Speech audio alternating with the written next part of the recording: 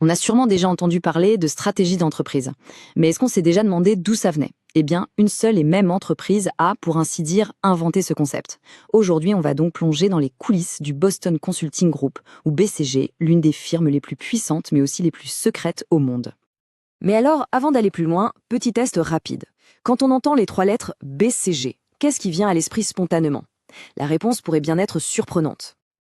Eh oui, la confusion est hyper fréquente, surtout dans le monde francophone. Alors mettons les choses au clair tout de suite. Non, aujourd'hui on ne va pas parler du vaccin, mais bien du mastodonte mondial du conseil. Voilà, maintenant que c'est dit, on peut y aller. Alors, au programme, on va commencer par définir ce qu'est le BCG.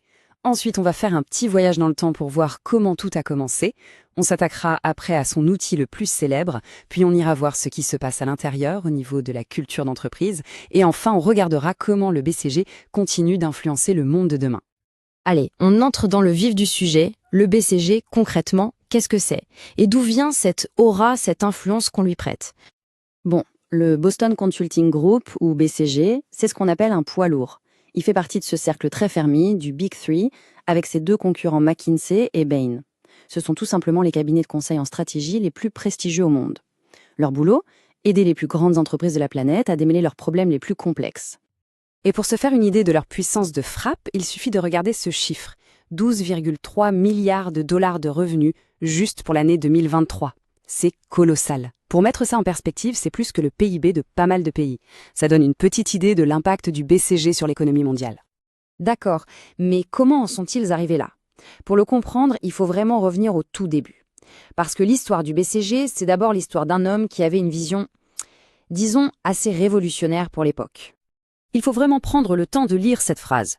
En 1965, le terme stratégie d'entreprise, personne ne savait vraiment ce que ça voulait dire. C'était flou. Et quand on demande à Bruce Anderson, le fondateur, de définir ce qu'il vend, sa réponse est juste géniale. En gros, il dit « On ne va pas se contenter de vendre un service, on va carrément inventer le concept lui-même. » Et c'est exactement ce qui s'est passé. Ces premières années, c'était vraiment un tourbillon. Il faut imaginer. Ça démarre comme une petite unité dans une banque, ça part très vite à la conquête du Japon, ce qui était hyper audacieux à l'époque, ça invente des outils qui vont changer la face du business, et ça voit même naître son plus grand rival en son sein. C'est cette période hyper intense qui a forgé l'ADN si particulier du BCG. Si le BCG a contribué à définir la stratégie, il l'a aussi outillée. Et aucun de ces outils n'est aussi célèbre, aussi iconique que celui qu'on va voir maintenant. Il a plus de 50 ans et il est toujours enseigné dans toutes les écoles de commerce. Au début des années 70, le BCG a donc sorti cette fameuse matrice croissance part de marché.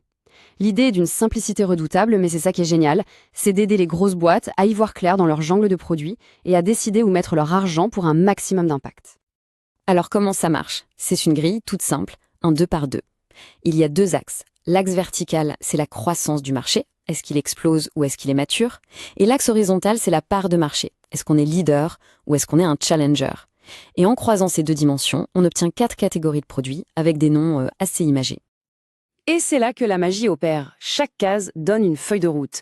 Les vaches à lait, c'est le jackpot. Elles rapportent un max de cash sans demander beaucoup d'investissement.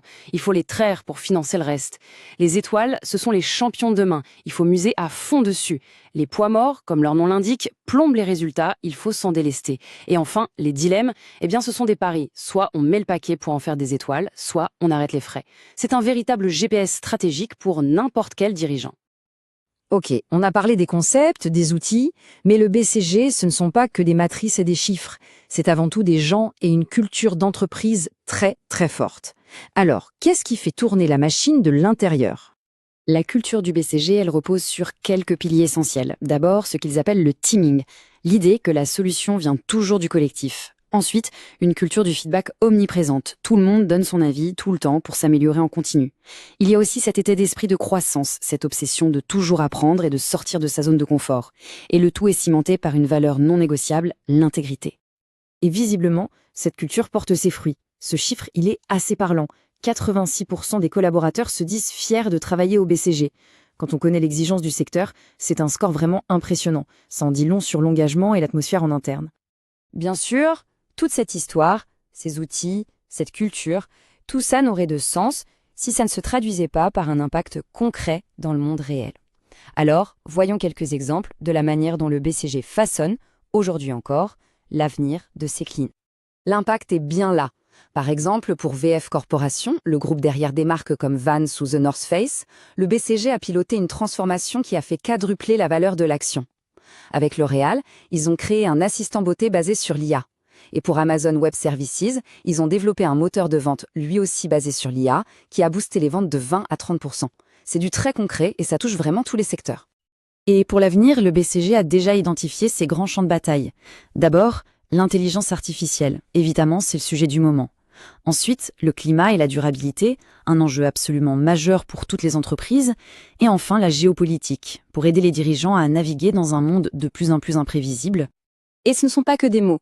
Le cabinet met aussi la main à la poche. Depuis 2020, le BCG a investi plus de 2 milliards de dollars dans des projets qui ont un impact social ou environnemental.